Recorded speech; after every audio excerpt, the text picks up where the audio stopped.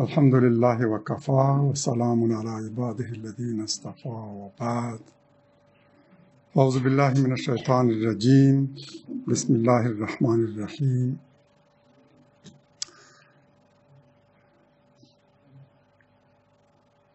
د دې درسي حلقې لپاره مو یو نوی عنوان انتخاب کړی: دین او سیاست. زمینه کې به په دې باندې بحث کوو چې اسلامي نظام به څنګه وي، زعیم او مشر به څنګه ټاکل کېږي، د هغه په ټاکلو او انتخاب کې به د ولس ونډه څنګه وي، څوک به یې ټاکي، څنګه به غوره کېږي. دا او دې ته ورته مسایل به انشاءالله تر همدې عنوان لاندې څېړو.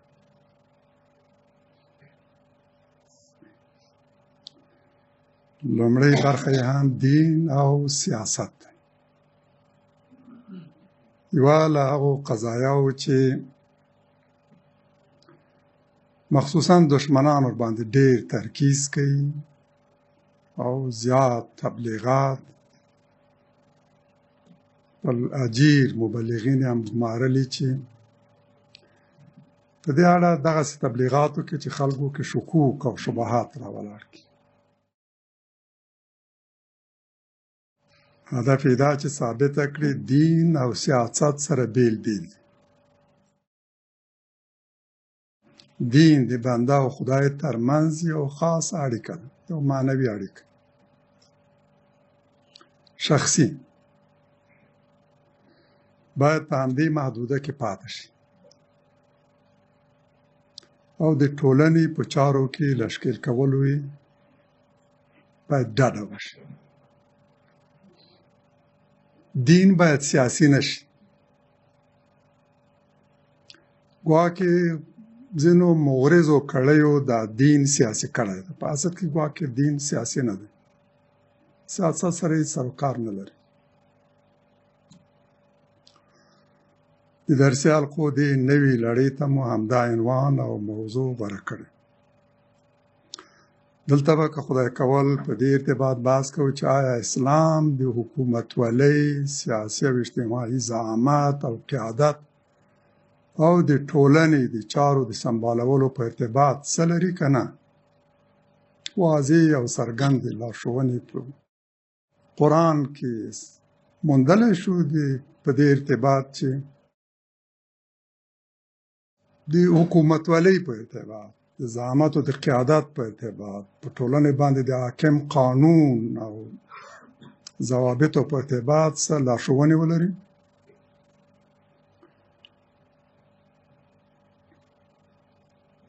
آیا اسلام د هغو قضایاو په اړه بحث کړی او لارښوونې لري که نه چې په حکومت پورې مربوطې دي، لکه قانون، قضا،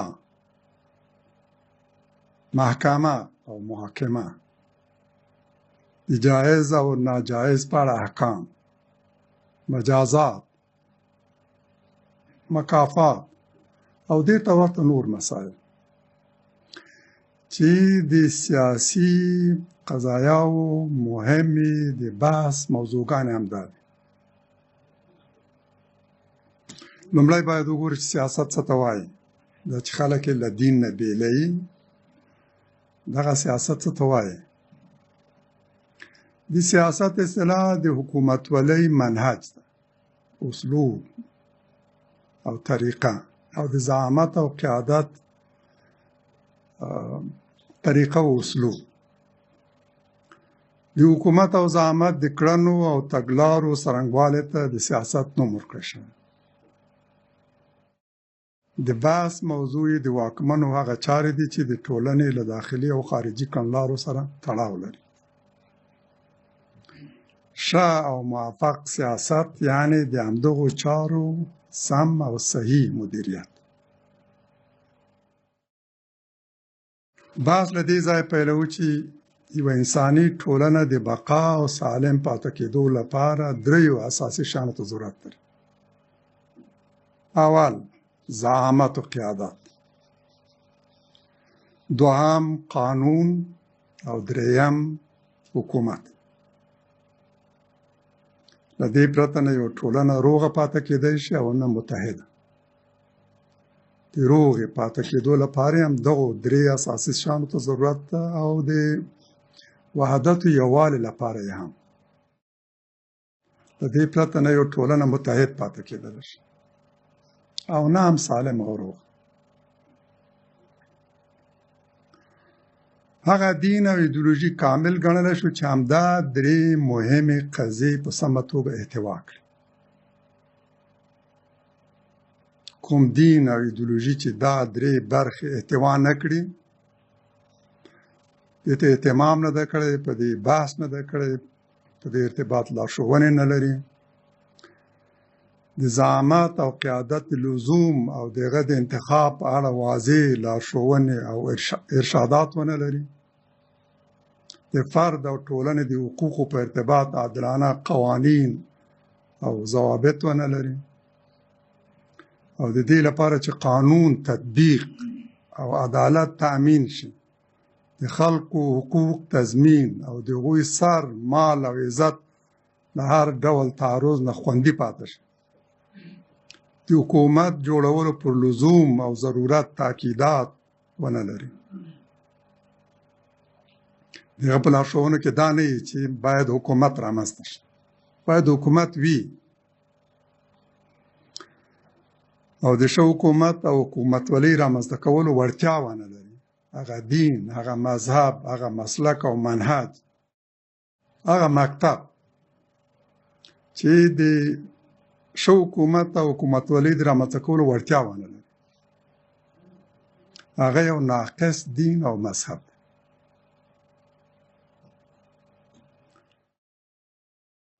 د حکومت اساسي دندې دا دي: قانون پلي کول. کوم دین او مذهب چې قانون ولري، طبیعي ده د هغه د پلي کولو لپاره باید یو نظام هم ولري. د حکومت اساسي دنده همدغه ده چې قانون پلي کړي. امنیت او عدالت تامینول، د ظلم مخنیوی، د ظالم مؤاخذه او مجازات، د مظلوم حمایت، د ولس د سر، مال او عزت ساتنه، د مجرمینو محاکمه، هغه چې قانون تر پښو لاندې کوي، له قانون نه تیری کوي، د دوی مؤاخذه او محاکمه، د لانجو د حل لپاره قضایي سیستم درلودل، د هیواد ملي حاکمیت، استقلال او ارضي تمامیت ساتل، او د ټولو هغو ارزښتونو حفاظت چې ولس ورته په درنه سترګه ګوري، که دا دیني دي، که دا معنوي دي، که دا اخلاقي دي، که دا اجتماعي او فردي دي.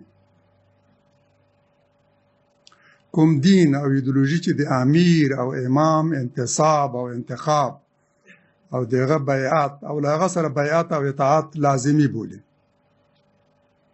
د حلال او حرام، جایز او ناجایز په اړه لارښوونې لري، قوانین لري، ضوابط لري، دساتیر لري، حدود او احکام لري، د سزا او جزا په اړه دساتیر لري، د فرد او اجتماع حقوق بیانوي، فردي او اجتماعي لانجو ته حل لارې وړاندې کوي، د محکمې او قضا په شتون ټینګار کوي، او له خپلو پلویانو غواړي چې په دغو به نه یوازې باور او ایمان لري، بلکې عملاً به ورته تمکین کوي. د دې معنا دا ده چې دا دین او ایدئولوژي یوازې یو فکري او اعتقادي مکتب او مذهب نه دی، او یوازې پر فکري او اعتقادي قضایاوې بسنه نه ده کړې، بلکې د حکومتولۍ او سیاسي چارو په اړه هم خپل لیدلوری او ځانګړې تګلاره لري.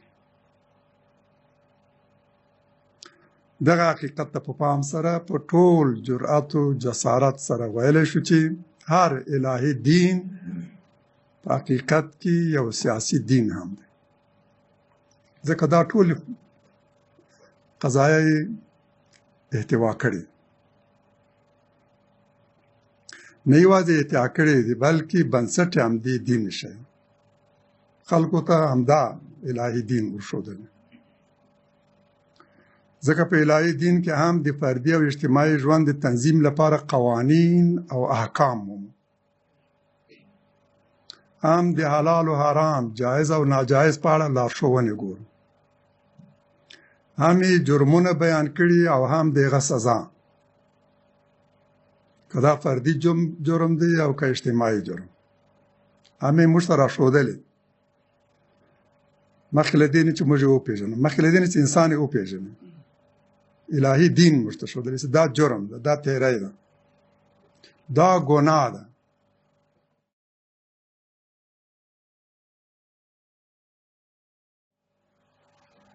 جرمونه یې موږ ته ښودلي هم دي او سزا یې هم موږ ته بیان کړې. دا جرم او دا یې سزا، حد یې ټاکلی. امر یې کړی چې ټولنه باید زعیم او امیر ولري او د هغه باید اطاعت وشي. ټول مکلف دي چې باید امیر ولري، د یو امیر په لاس بیعت وکړي او د هغه اطاعت وکړي. د حدودو او قوانینو د تطبیق او نافذولو مرجع ولري او قضایا هغه ته راجع کړي، لانجې هغه ته راجع کړي، منازعات هغه ته راجع کړي. هر پیغمبر په حقیقت کې د ټولنې هم معنوي او فکري لارښود او هم سیاسي زعیم. په جماعت کې امام و، په سنګر کې قائد و او په د ژوند په چارو کې هم سیاسي زعیم. هم د لانجو د حل و فصل مرجع وه. الله تعالی نه کوم غیر سیاسي دین را لېږلی او نه کوم غیر سیاسي پیغمبر. په ټولو ادیانو کې چې الله تعالی را لېږلي نه کوم غیر سیاسي دین موندلی شو، او په ټولو پیغمبرانو کې چې الله تعالی مبعوث کړي د خلکو د هدایت او لارښوونې لپاره غیر سیاسي پیغمبر نشو موندلی. هر الهي دین یو سیاسي معنوي دین. دین د انسان د دنیا او آخرت سمبالولو لپاره را لېږلی. هغوی ته ویلي چې بس ښه دنیا به هم غواړي او ښه آخرت هم. ستا په لمانځه کې هم باید آخري دعا هم دا وي: خدای له تا نه ښه دنیا غواړم او ښه آخرت. یعنې چې دا دین د ښه دنیا او د ښه آخرت لپاره را لېږل شوی. هدف یې د انسان د فردي او اجتماعي امورو تنظیمول دي. هر پیغمبر یو سیاسي معنوي زعیم و چې د سیاست د ډګر له واکمنو او لوبغاړو سره او نه ستړې کېدونکې مبارزې بوخت. چې تاریخ ته رجوع وکړو، هر پیغمبر به همدغسې ومومو. د سیاست د میدان لوبغاړو سره په مسلسل مبارزې بوخت. ټول پیغمبران د موسی علیه السلام په څېر د خپل دور له فرعون، حامان او قارون سره مخامخ شوي. او الله تعالی فرمایي چې موسی مو ولېږو د فرعون مقابلې ته، د قارون مقابلې ته او د حامان مقابلې ته، د څرګند سلطان او حجت و برهان سره.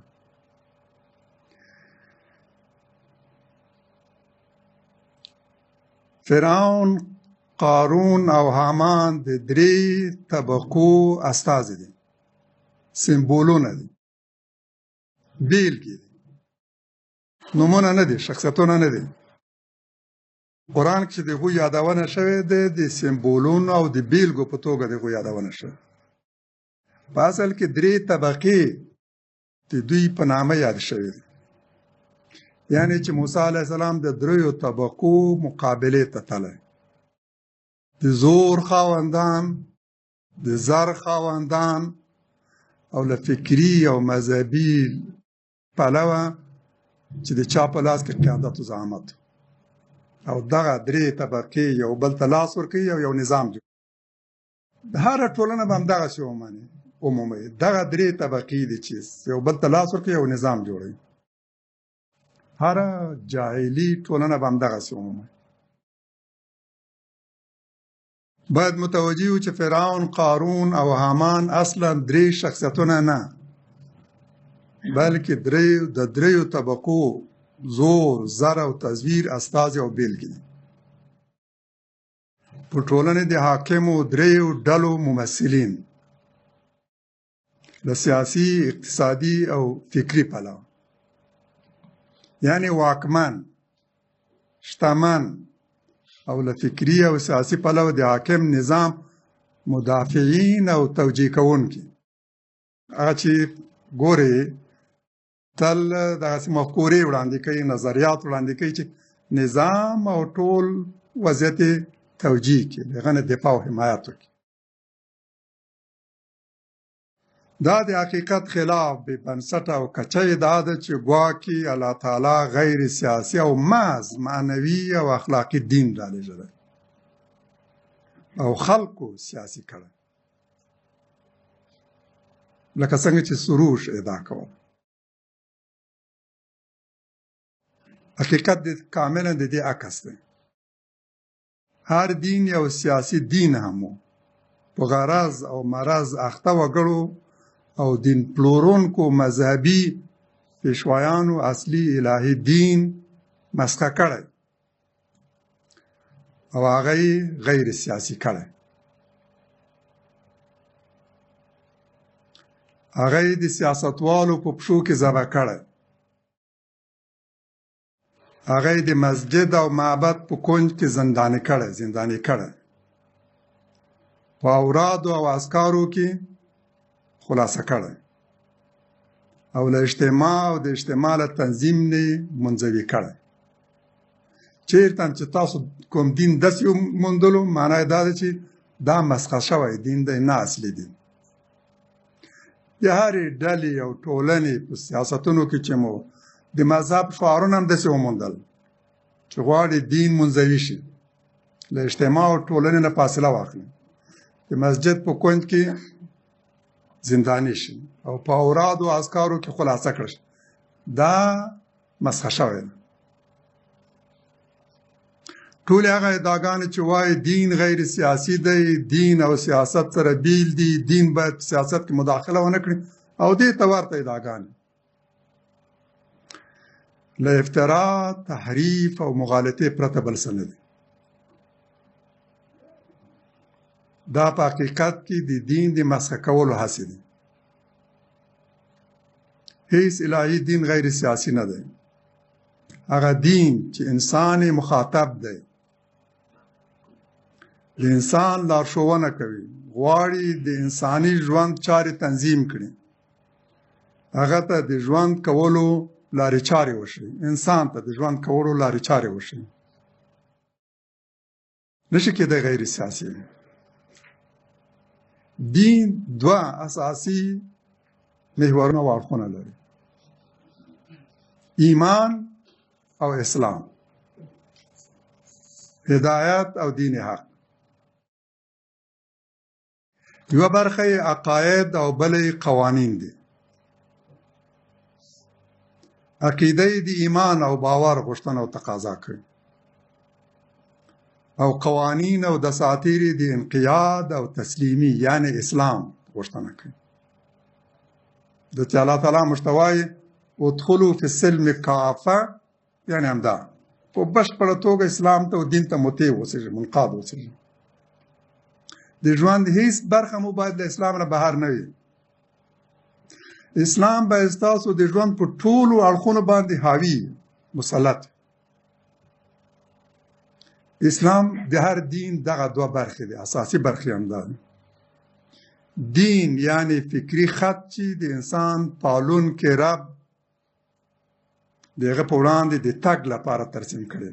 ستا د تګ لاره دغه ده،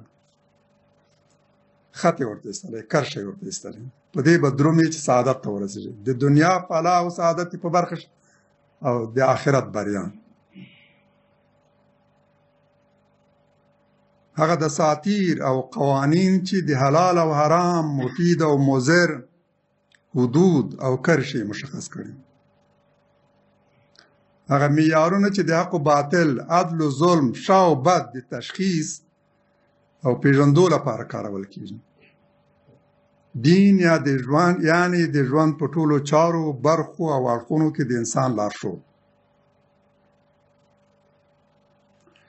راشه وګورو اسلام په دغو دریو برخو کې موږ ته څه لارښوونې کړي. درې برخې: قیادت، قانون او حکومت. الله تعالی تل او د زمانې په هر پړاو کې انسانانو ته او د هغوی د لارښوونې او هدایت لپاره خپل لارښود کتاب د یو پیغمبر په لاس رالېږلی. د دوی له منځ نه یې تر ټولو غوره او لوړ شخصیت انتخاب کړی. تر ټولو غوره شخصیت چې د دې مسؤلیت دې په غاړه اخیستو وړتیا یې درلوده. په هغه کې دا استعدادونه او ظرفیتونه وو چې وکولی شي دا مسؤلیت ترسره کړي.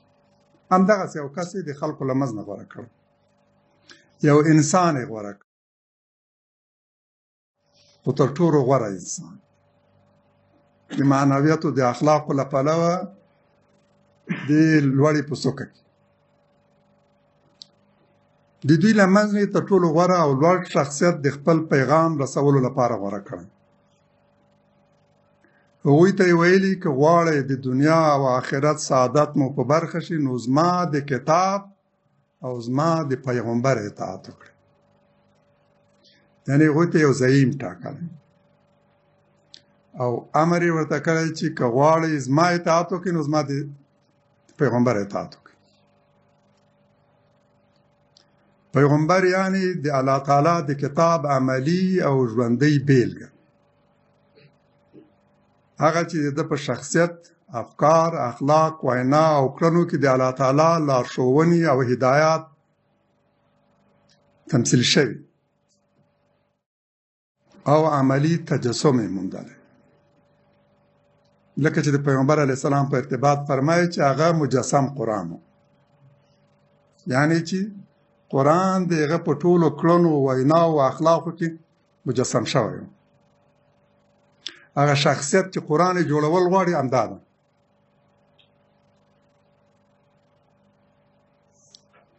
پیغمبر یعنی د خلکو لارښود او فکري او سیاسي زعیم. الله تعالی یوازې کتاب په رالېږلو باندې بسنه نه ده کړې، بلکې د خلکو لپاره زعیم هم ټاکلی.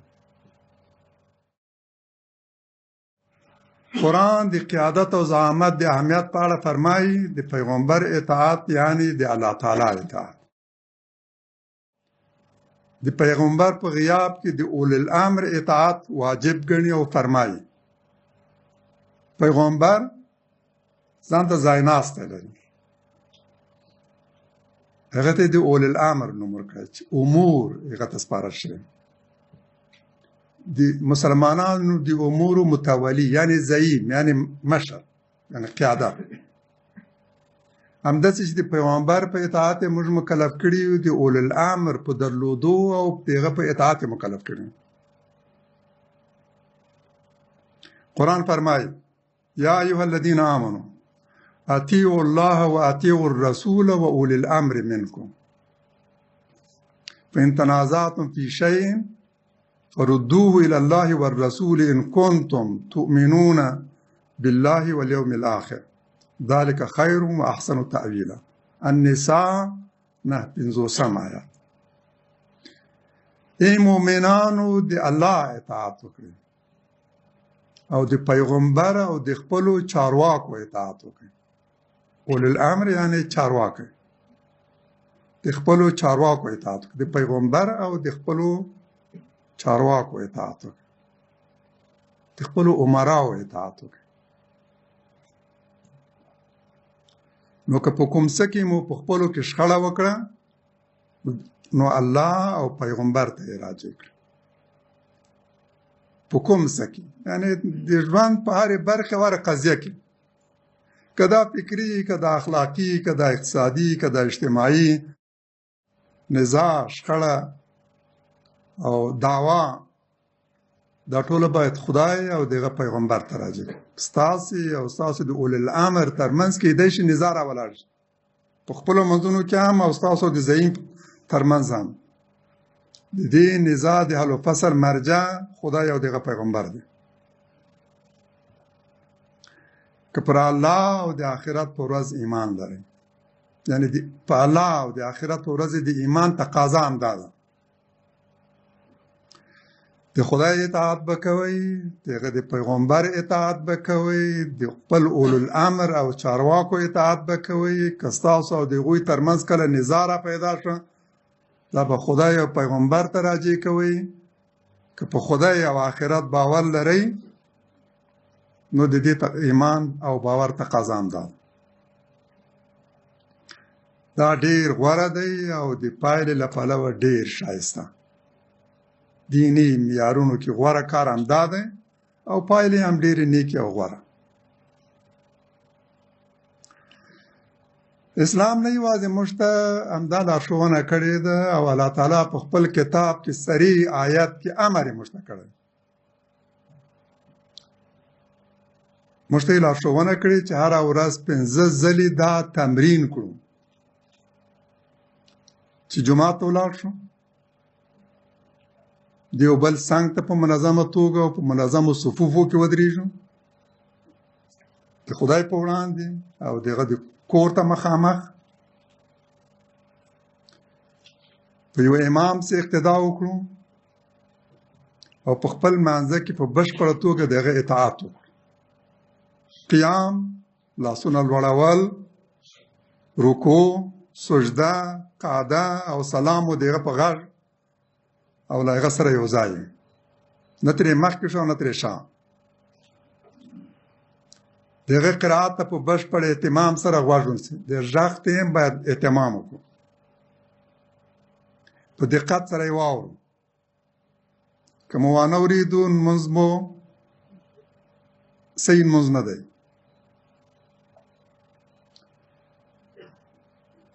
یو ځای له ده سره لمانځه ته داخل شه او یو ځای هم له ده سره لمانځه نه فارغ. دا نه یوازې په ګډه او منظمه توګه د الله تعالی عبادت دی، بلکې د امام او قائد د اطاعت ممارست هم دی. دا موږ تمرین کوو، د دې مسلسل او منظم هره ورځ 5 ځله د دې ممارست کوو.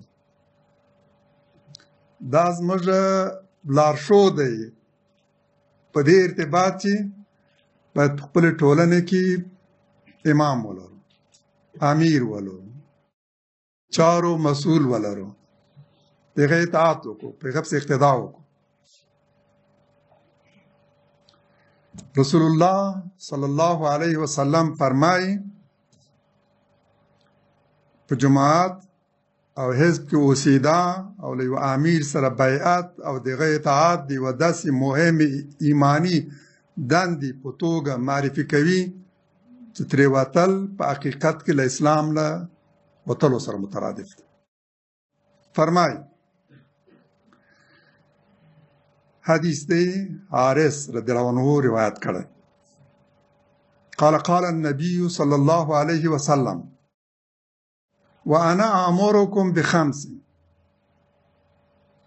أمرني الله عز وجل بهن.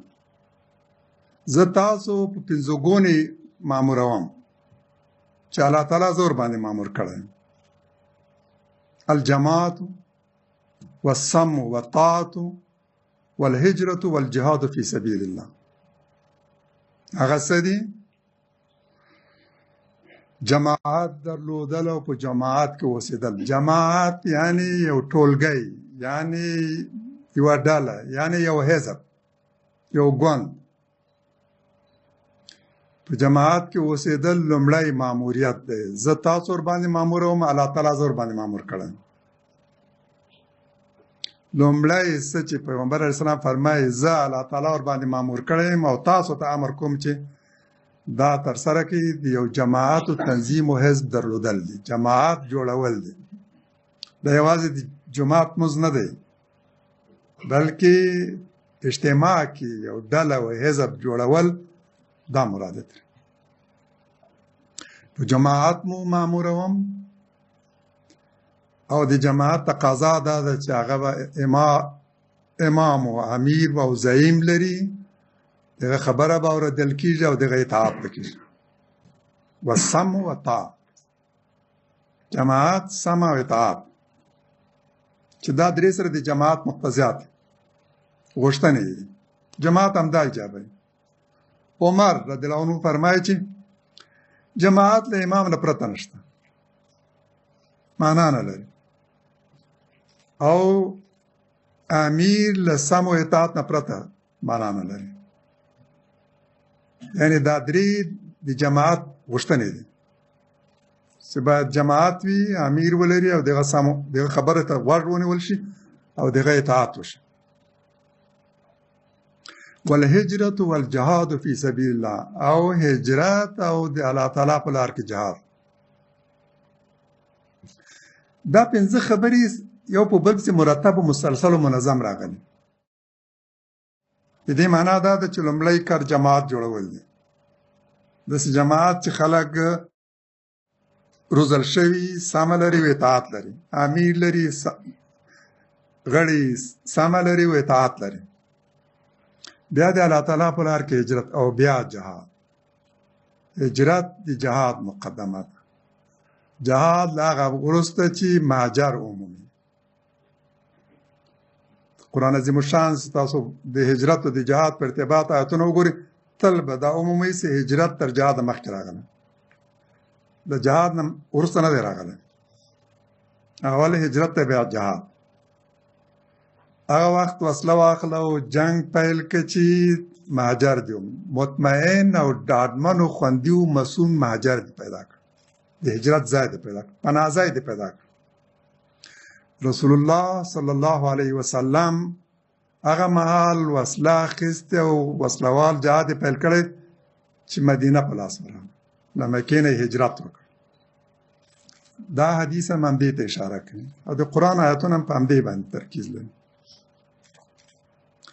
فمن فارق الجماعة قید شبر فقد خلع ربقة الاسلام عن عنقه. من عنقه، عن عنقه هم راغلی، من عنقه هم راغلی. او چا چې له جماعت نه د یوې لویشتې په اندازه فاصله ونیوله، ترې بیل شو، نو له شک پرته یې د اسلام کړۍ له خپلې غاړې وایستله. د یوې لویشتې په اندازه هم څوک له جماعت نه لرې شو، فاصله یې ونیوله او ترې بیل شو، داسې دی لکه چې د اسلام دا کړۍ له خپلې غاړې ایستلې.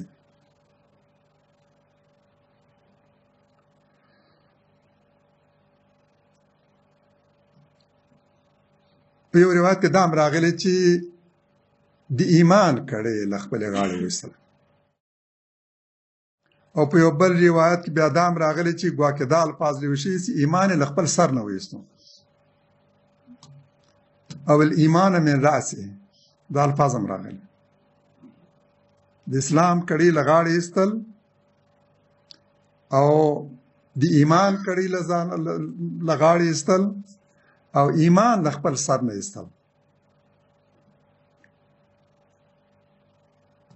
الا ان یراجع، مگر دا چې بیرته راستون شي.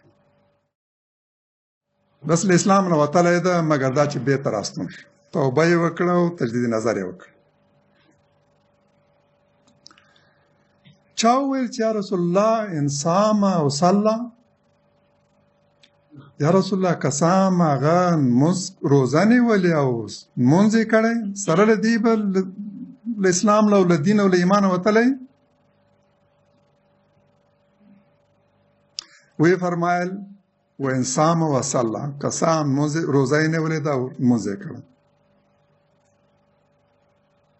سره له روژې او لمونځ هغه چې یو لویشت د اسلامي صف نه بیل او لرې شو، بس د اسلام کړۍ له غاړې ایستلې، که صام لمونځ یې کړی او روژه یې نیولې.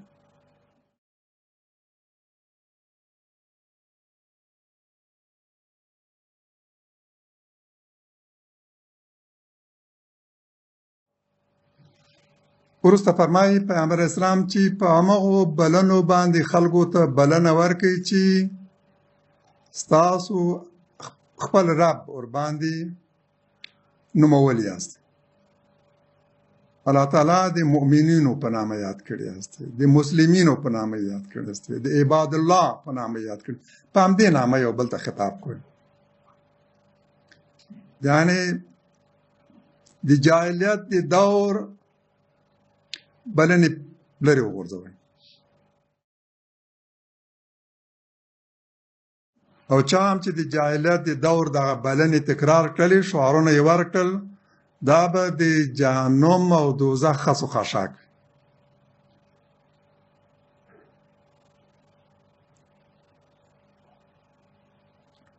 قرآن په ټولنه کې د زعامت او مشرتابه د اهمیت په اړه د موسی علیه السلام په قصې کې موږ ته په زړه پورې او ډېره دقیقه لارښوونه کوي.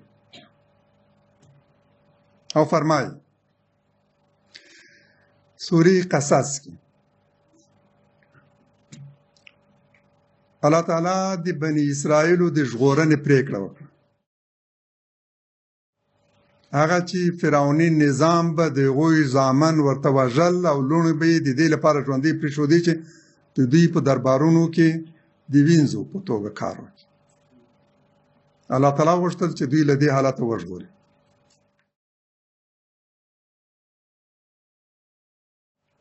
خو د الله تعالی د دغه پرېکړې او ارادې مطابق د دوی د ژغورنې لړۍ له کوم ځای نه پیل کوي؟ د موسی علیه السلام له پیدایشت. یعنی لومړی باید دې مظلوم او خور وور قوم ته یو لارښود او زعیم ور په برخه شي. بیا به د همده تر قیادت لاندې دا مظلوم او ځورېدلی ولس ژغورل کېږي او ازادي به ترلاسه کوي. همدومره چې قیادت او زعامت د یوه نظام او حکومت جوړولو لپاره ضروري دی، د ژغورنې د هر پاڅون او قیام د بریا لپاره تر دې هم زیات ضروري. له دې پرته نه قیام او پاڅون ممکن دی او نه یو نظام رامنځته کول. په قرآن کې د بني اسرائیلو عبرتناکه قصه او دغه ټولې لوړې ژورې په ډېر تفصیل سره راغلي. هغه قصه چې تر ټولو زیاته په قرآن کې راغلې په وار وار او په مختلفو الفاظو د بني اسرائیلو قصه ده. موږ ته دوی د یو بیلګه او مثال په توګه وړاندې کوي، یو تاریخي مثال په توګه. دا یې موږ ته روښانه کړي چې څرنګه او له کومه ځایه د دې قوم د شرف او عزت دوران پیل شو، څنګه او د کومو عواملو په سبب د عزت لوړو پوړو ته ورسېدل.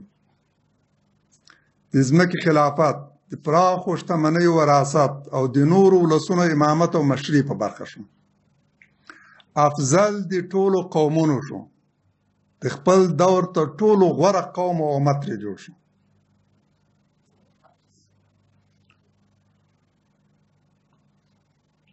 او بیا څنګه د دغه قوم د زوال دور پیل شوی، د ذلت او سپکاوي په ژورې کندې کې پرېوت. هر چا په سپکه سترګه ورته کتلې او د دوست او دشمن له لوري رټل شوي. د راپرېوتو او زوال عوامل یې کوم وو؟ قرآن موږ ته دا تشریح کوي. د کومو عواملو په سبب له ذلت، سپکاوي، فقر، مسکنت او د الله تعالی له غضب او لعنت سره مخامخ شوي او د نورو لپاره د پند وسیله ګرځېدلې. قرآن موږ ته لارښوونه کوي چې د دې او بل هر قوم او ولس د عروج، عزت او فضیلت عوامل کوم دي او د زوال او سقوط عملونه یې کوم. دا یو لارښوونکې قصه ده. قرآن موږ ته د یو لارښوونکې قصې په توګه زموږ مخې ته ږدي او په ترڅ کې ستر ستر حقایق، عبرتناک درسونه او جامع لارښوونې زموږ مخې ته ږدي. په دې قصې کې د ملتونو د عروج او زوال په اړه د الله تعالی سنن انځور شوي او اساسي عوامل یې په ګوته شوي. قرآن فرمایي ونريد أن نمن على الذين استضعفوا في الأرض ونجعلهم أئمة ونجعلهم الوارثين ونمكن لهم في الأرض ونري فرعون وهامان وجنودهما منهم ما كانوا يحذرون. القصص شپږم آیات. او غواړو پر هغو پیرزوینه وکړو چې په ځمکه کې د بېوزلۍ لټه کېږي. یستضعفون فی الارض، نظام او حاکمه طبقه غواړي دوی کمزوري او ضعیف وساتي، نه پرېږدي شمېر یې زیات شي، نه پرېږدي چې قوت ترلاسه کړي، باید ضعف او ناتوانۍ په حالت کې وساتي. غواړو په دغو باندې پیرزوینه وکړو او له دوی نه ائمه جوړ کړو، د نورو قومونو لپاره قائد، زعیم، فکري او سیاسي لحاظه قیادت و زعامت دوی ته وسپارو. ونجعلهم الوارثین، او وارث یې کړو، یعنې ټولې شتمنۍ دوی ته په میراث ورکړو. د ځمکې وارث، د قومونو زعیم او قائد. ونمکن لهم فی الارض، او په ځمکه کې ورته تمکین ورکړو، اقتدار ورته وسپارو چې مسلط شي په اوضاع باندې، اقتدار د دوی لاسته ورسي. دا د الله تعالی وعده ده له مستضعفینو سره، او دا الهي سنت. ونري فرعون وهامان وجنودهما منهم ما كانوا يحذرون. او فرعون و هامان و دغوی لشکرو ته داسې معلومیږي چې قارون هم د فرعون د لشکرو په ضمن کې حسابېږي. اصلي قیادت و زعامت د دوو په لاس کې، فرعون او هامان، نور ټولې لشکرې دي. فرعون ته، هامان ته او د دوی لشکرو ته هغه څه وشو چې د لیدو یې وېرېدل، د دې ویره او طرحه درلودله چې له دغسې حالت سره مخامخ د همدغو مستضعفین او کمزورو خلکو په لاس دوی ته هغه څه وشوي چې دوی ترې وېرېدل. دا الهي سنت دی، نه بدلیدونکی سنت، چې بېوزلي ولسونه به له اسارت او محکومیت ژغوري. له دوی به د لویو لویو مستکبرو طاقتونو د پرځولو او نسکورولو لپاره کار اخلي. د الهي سنت ته په تاریخ کې په وار وار تکرار شوی. لکه چې د فرعون لپاره بني اسرائیل غوره کړل، د بریتانیا، اتحاد شوروي او ناټو لپاره افغانان غوره کړل، تر ټولو کمزوری او ضعیف قوم.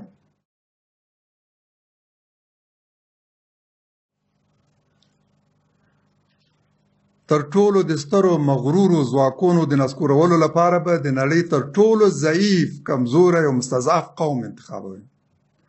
فرعون به د خپلو غلامانو بني اسرائیلو په لاس له منځه وړي.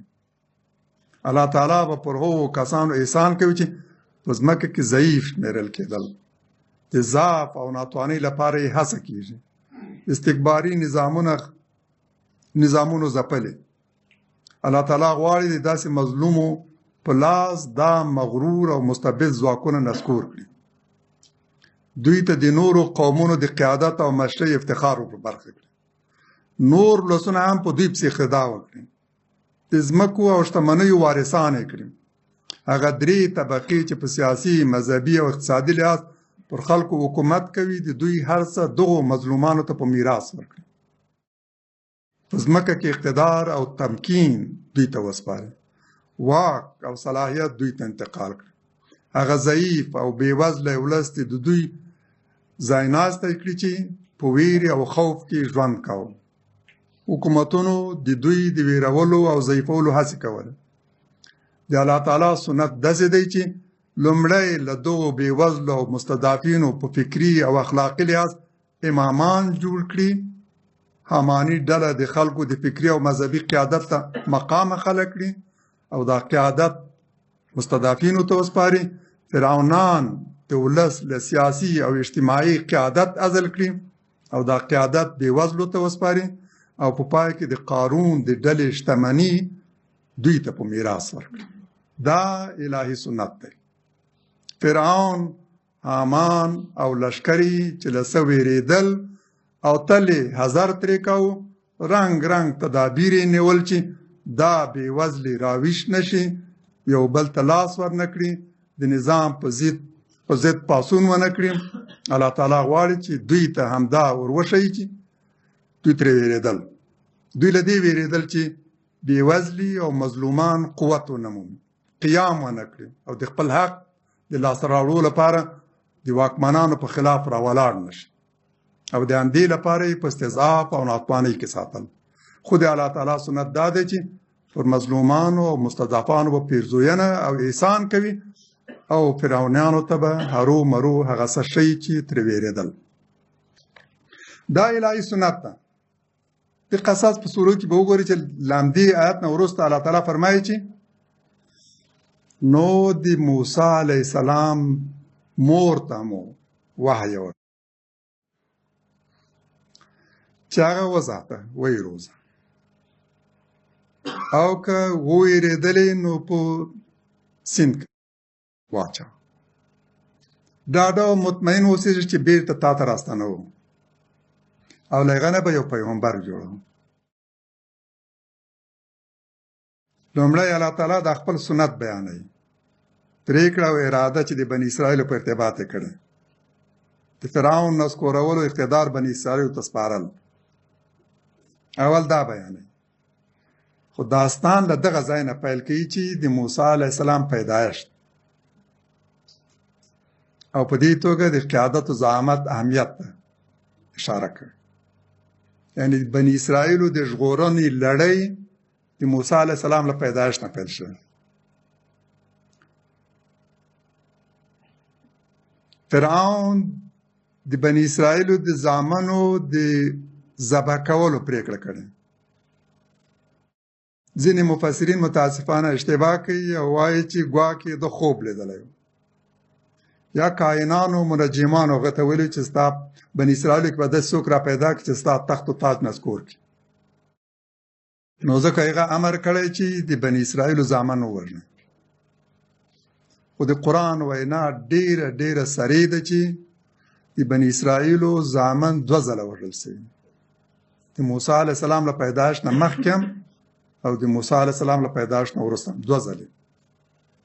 او اصلي هدف او موخه دا وه چې بني اسرائیل قوت ونومي، شمېر یې زیات نشي، نظام ته خطر راولاړ نه کړي. په استضعاف کې د دوی د ساتلو لپاره دا کار شوی. استعداد یې کم، کمزوري، ویر او خوف باندې مسلط، جرأت ونه کړي د نظام په خلاف راپورته نه شي. د همدې لپاره د هغوی د زامنو د وژلو پرېکړه شوې. نه دا چې ګواکې هغه خوب لیدلی و یا منجمانو ورته ویلي وو، داسې خرافات دي. په دې باندې به باور هم نه ساتو. چا چې دا اشتباه کړې ده الله تعالی دې ورته عفو وکړي.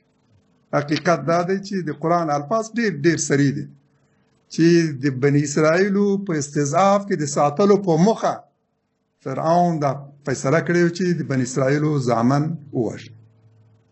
موسی علیه السلام په همدغسې وخت کې پیدا شو. مور یې تشویش لري چې څنګه یې وساتي. الله تعالی ورته وحی کړې، داسې ورته فهمولې چې بس په یو سبد کې واچوه او دریا ته یې وغورځوه، مطمئن اوسه بېرته راستنوو.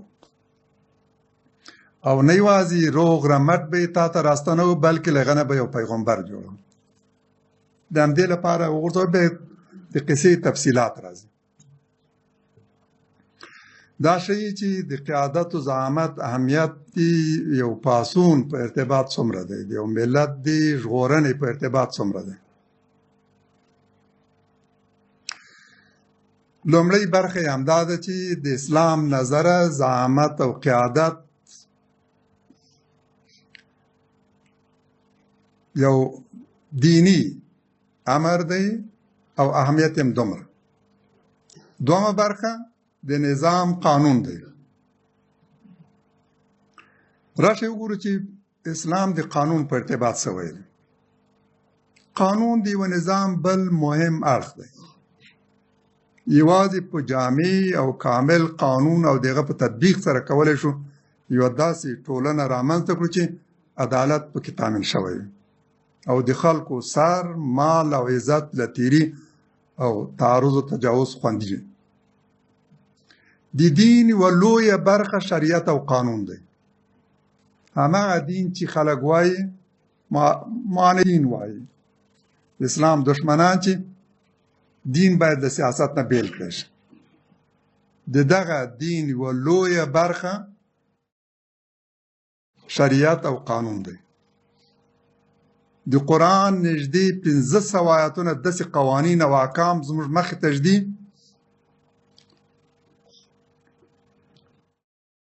چې د انساني ژوند د بیلو بیلو اړخونو د تنظیم لپاره راغلي او د همدغو آیاتونو شرح او تفسیر د فقه په لسګونو زقیمو کتابونو کې توضیح شوی.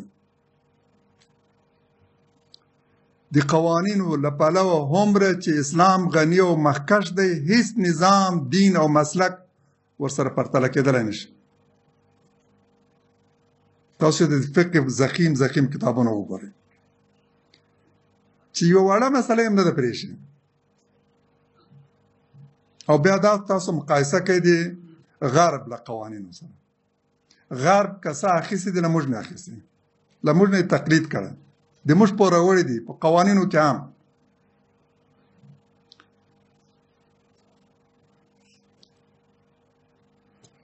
راشئ د قرآن ځینو څرګندو لارښوونو ته ځیر شو چې په دې ارتباط زموږ مخې ته ایښودل شوي.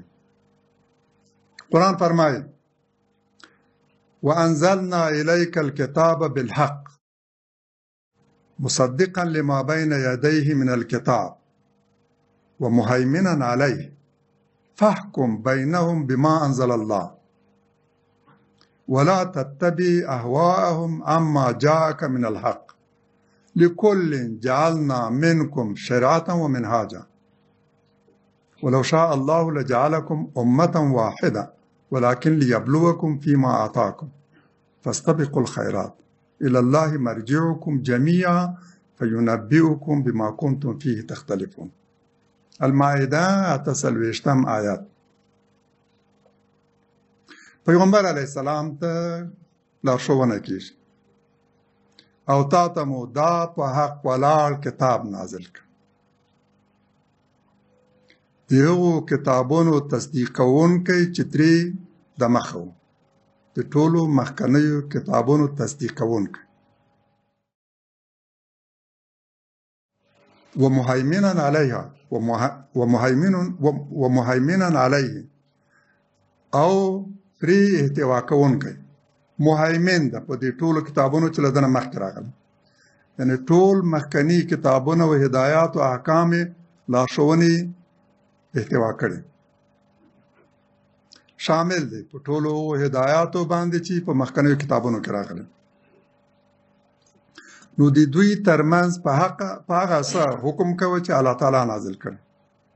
پیغمبر دنده دا ده چې په هغو احکامو باندې د خلکو ترمنځ حکم وکړي، قضاوت وکړي چې الله تعالی نازل کړي. او تا ته د راغلي حق په معامله کې د دوی د هوا او هوس مطابقت مه کوه. کوم حق لارښوونې چې تا ته شوي دي په دې ارتباط د خلکو د هوا او هوس مطابقت مه کوه. په هېڅ څه کې باید د هغوی د هوا او هوس لپاره تنازل ونه کړي، سازش ونه کړي، معامله ونه کړي. ټینګ ودرېږه، هماغه څه به عملي کوي چې تا ته امر شوی. ستا حکم او قضاوت به د هماغه څه مطابق چې الله تعالی تا ته دغه لارښوونه کړې. داسې نه چې د دوی د هوا او هوس مطابقت وکړي، معامله وکړي، راکوز شي او تنازل وکړي. ستاسو هر یوه ته مو خاص شریعت او تګلاره ټاکلې، تاسو ته مسلمانانو هم او له تاسې مخکني امتونو ته هم. الله تعالی شریعت ټاکلی او منهج دو شانو ته اشاره کړي. شریعت یعنی قانون او منهج یعنی تګلاره. دین شامل دی په دوه برخو: شریعت، قانون، ضوابط، دساتیر، احکام، حدود، او منهاج یعنی اسلوب، طریقه او تګلاره. په دین کې دا دواړه دي، هم قانون دی او هم تګلاره او سیاست، هم هدایت دی او هم دین حق، هم هدایت دی او هم کتاب. اکثر ځایونو کې چې د کتاب یادونه شوی د مراد ترې احکام دي. نو په دین کې هم لارښوونې دي او هم احکام، هم شریعت دی او هم منهاج. او که الله تعالی غوښتلی نو تاسو ټول به یوه ډله ګرځولې وي. که الله تعالی دا اراده او یا غوښتلی چې دا ټول قومونه دي متحد دي، د دوی ترمنځ د هېڅ اختلاف نه وي، همداسې به دوی متحد کړي وو.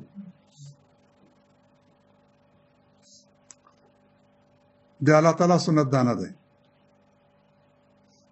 الله تعالی خلق پرېږدي خپلې مخې ته چې په خپله لار انتخاب کړي، له دوو لارو نه یوه ځان ته غوره کړي. مجبوره کوي نه، د یووالي په ارتباط هم نه مجبوره کوي. که الله تعالی غوښتلی ټول نو به یو امت جوړ کړی وي، د دوی ترمنځ به هېڅ اختلاف نه و. خو غواړي په هغه څه سره مو وازمويي چې درکړی دی. نو د ښېګڼو په لوري تلوار وکړي. الله تعالی انسان داسې پیدا کړی چې ازمويي، هغه ته اختیار ورکړی او د انتخاب واک یې ورکړی. د هغه د ازمویلو فیصله یې کړې ده چې دا له خپل د اختیار واک نه څنګه استفاده کوي، سمه که غلطه. د الله تعالی سنت او اراده هم دا ده. انسان هم داسې پیدا کړی. انسان ازمويي دا ځکه چې هغه ته اختیار واک ورکړی. ازموینه د هغه چا په ارتباط تحقق مومي او مصداق لري چې هغه څه اختیار هم ولري له ځانه. د دې جامداتو په ارتباط ازموینه نه ده مطرح. هغه محکوم دي، مجبور دي، په کوم څه چې ورته ټاکلي هماغه کولو باندې مکلف دي، هماغه کوي، له هغه نه عدول نشي کولی. مختار سړی کولی شي چې وازمويي چې هغه ته د دوو دریو لارو بدیلونو د انتخاب اختیار ورکړي. ازموینه امتحان په همدغسې مواردو کې مطرح ده چې د یو چا سره اختیار هم وي او واک هم وي، د انتخاب واک ولري. نو تاسو له همدې اختیار نه په استفادې سره د ښېګڼو لوري ته تلوار وکړئ. ستاسو ټولو ورتګ د الله تعالی لوري ته دی. نو په هغه څه به مو خبر کړي چې اختلاف پکې کولو. د دې مبارک آیت اساسي مطالب دا دی: رسول الله صلی الله علیه وسلم ته قرآن ورکړی شوی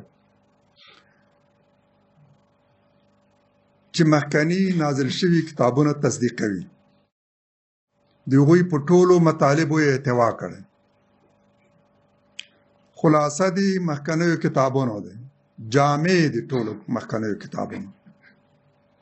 د الله تعالی له لوري نازل شوي کتابونه د اساسي مطالبو له پلوه ټول سره ورته دي. د اساسي مطالبو له پلوه د الهي کتابونو ترمنځ، قرآن او مخکنیو کتابونو ترمنځ هېڅ توپیر نشته. په قرآن کې ټول هغه اساسي مطالب راغلي چې په مخکنیو کتابونو کې راغلي. پیغمبر علیه السلام په دې ماموره شوی چې د خلکو ترمنځ د قرآن له احکامو سره سم حکم وکړي. دا د پیغمبر یو دنده ده. پیغمبر یو حاکم ده. هغه به د خلکو د قضایا او لانجو ترمنځ حکم کوي. دین راغلی د همدې لپاره. دین راغلی د حکومت کولو لپاره.